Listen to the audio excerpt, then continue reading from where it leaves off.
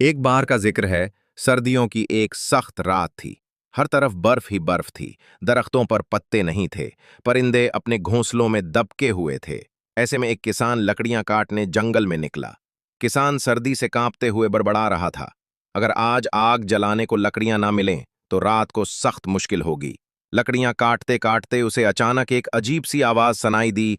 है किसान चौंका। उसने नीचे देखा तो एक जख्मी सांप बर्फ में पड़ा कपकपा रहा था। इसका जिस्म अकड़ा हुआ था और जिंदगी की रमक भी बाकी नहीं लगती थी। किसान को तरस आया। उसने अपने दिल से कहा, यह भी एक जान है। अगर मैं उसे यहां छोड़ दूंगा तो यह मर जाएगा।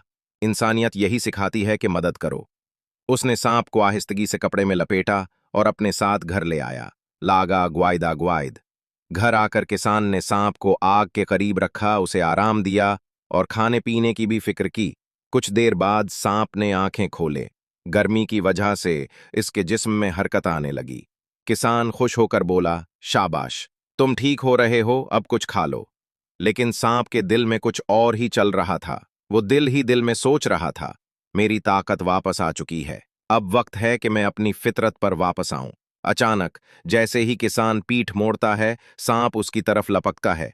किसान चौंक कर पीछे हटता है। अरे, तुम क्या कर रहे हो? मैंने तुम्हें बचाया, तुम्हें जिंदगी दी, और तुम मुझे ही डसने जा रहे हो? सांप ठंडे लहजे में कहता है, हाँ, क्योंकि मैं सांप हूं, डसना मेरी फितरत है। लागा ग्वाइद।